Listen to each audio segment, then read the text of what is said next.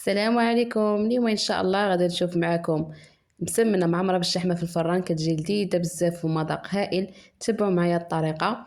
غادي ناخذ في الاول نوجدوا العجينه ديال المسمن اللي غنحتاجوا فيها جوج زلايف ديال دقيق الفورص مع زلافه ديال دقيق الفينو. غادي نغربلو كلشي مزيان، وغادي نضيف عليهم كيس من خميره الحلويات حتى هو غادي نغربلو. وغادي نضيف الملح كتبقى على حسب الذوق. انا هنا غادي نضيف ملعقه صغيره من الملحه، وغادي نضيف راس معلقه ديال خميره الخبز. كما شفتوا ما كترش خميره الخبز بزاف، غير شويه. وغادي نضيف معلقه صغيره تكون عامره ديال العسل، تقدروا تعوضوه بسكر سنيده. وغادي نجمعوا العجينه بالماء اللي يكون دافي شويه ماشي بزاف، غير كنجمعوا العجينه وكنخليوها. كندهنوها بشويه ديال الزيت وكنديروها في شي بلاستيكه وكنخليوها ترتاح. قد ما ارتاحت لينا العجينه مزيان قد ما كتجينا مدلوكه وكتجينا رطبه وساهله في الخدمه ديالها. غادي دابا نديرو العجينه في البلاستيك ونخليوها باش ترتاح، وندوزو باش نوجدو الحشوه تقدروا تستعملوا فيها اي نوع من الخضره بغيتو. انا هنايا خدت غير البصله مع الفلفله. البصله شلطتها مزيان اولا دوزوها في الهاشوار، انا هنايا دوزتها في الهاشوار. الفلفله كذلك درتها في الهاشوار مع شويه ديال الليشو اولا المكور، مع شويه ديال الربيع والزيتون مقرط او الزيتون يكون مقرط. والشحمه كذلك درتها في الهاشوار اولا تقدروا تحكوها في الحكاكه باش تجينا في الحكاكه عفوا باش تجينا رقيقه كيف ما كتشوفوا. بالنسبه للتوابل درت الملح اللي كتبقى على حسب الذوق، نصف ملعقه صغيره من البزار، نصف ملعقه صغيره من سكينجبير، معلقه صغيره ديال الخرقوم عرق، ومعلقه صغيره ديال التحميره او الفلفل الاحمر، معلقه صغيره ديال الكمون، ومعلقه صغيره ديال القزبر يابس مطحون، وشويه ديال السودانيه او الفلفل الحار اللي كيبقى على حسب الذوق، وشويه ديال زيت الزيتون. ما نكثروش الزيت بزاف حيت عندنا الشحمه حتى هي كتطلق لينا الديدام ديالها. كنخلطوا هاد العناصر كامله مزيان وكنخليوها طيب. كنخليوها طيب على خاطرها حتى تشحر لينا مزيان كما كتشوفوا. ها هي بعد ما طابت هنايا كتشحر لينا مزيان، ونخليوش حتى تنشف من هذاك الماء اللي فيها كامل.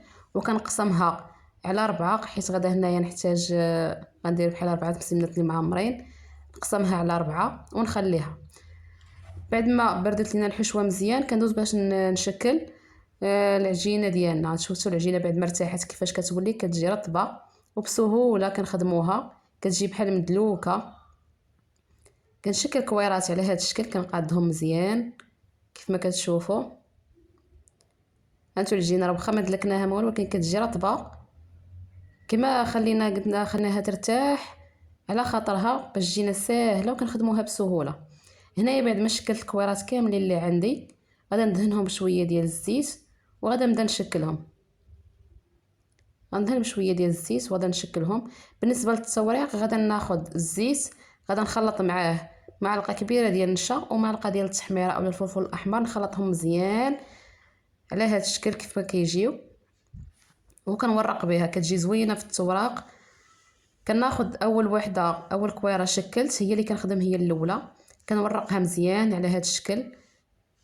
كندهنها بهذاك الخليط وكندير الحشوه. كما قلت الحشوه كنقسمها هنايا على 4 حيت شكلت 5 ديال الكويرات، كنقسمها على 4. كندير الحشوه على طول ديال على المسمنه كامله ماشي غير في الوسط. كنشكلها كامله كنعمرها كلها بالحشوه وكنطويها على 4 على هذا الشكل كيف ما كتشوفوا. غادا ناخذ الكويره الثانيه حتى هي غادا ندهنها وغادا نسرحها على هذا الشكل، وغادا ندير الحشوه بحال الاولى. غادا نسرحها على المسمنه كامله على هذا الشكل كيف ما كتشوفوا. وغادا ناخذ المسمنه الاولى اللي شكلت وغادا نديرها في الوسط وغادا هي نطوي عليها. غادا نطويها على 4 بحال هكا، نديرها مربعه. غادا ناخذ الكره الثالثه حتى هي غادا نشكلها كيف ما شفتوا. غادا ندهن بالخليط وغادا نضيف الحشوه بحال الاولى تقريبا كما خدمنا مسمنه في الاول. غادا نبقى ندير بحال هاد الطريقه نشكل، ندير الحشوه على المسمنه كامله. غادا ناخذ هذيك المسمنه اللي عمرنا في الاول ونديرها في الوسط ونطوي عليها على هذا الشكل كيف ما كتشوفوا. ناخذ الكره الرابعه غادا نخدم بنفس الطريقه. حتى هي غادي نسرحها مزيان، وغادي ندير ليها الحشوه اللي بقات ليا كامله اللي عندي. غندير الحشوه اللي بقات، غادي نسرحها حتى هي على المسمنه كامله. هاد الطريقه كتخلي ما بين ورقه وورقه كتكون العماره، ما كتجيناش مسمنه عامره غير من الوسط. دوك الوراق اللي في الجناب كنلقاوهم ناشفين اولا خاويين، كنلقاو هنايا ما بين الورقه والورقه كنلقاو العماره. غادي نطويوها على هذا الشكل حتى هي.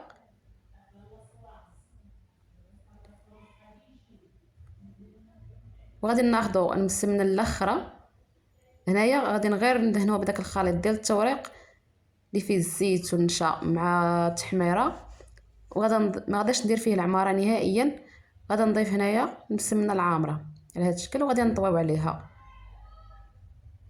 هذه كتساعدنا ان ما تخرجش لينا العماره، كتبقى مقاده، ما كتخسرش لينا ولا كتخرج لينا العماره على برا، كتبقى لينا مسدوده مزيان. غنخليها ترتاح واحد شويه، نديرها في اللاطه اللي غندخل الفران، نخليها ترتاح واحد 10 دقائق. من بعد كنقرصها وكندخلها الفران، ما نخليوهاش ما تكونش غليظه بزاف وما نرقوهاش بزاف.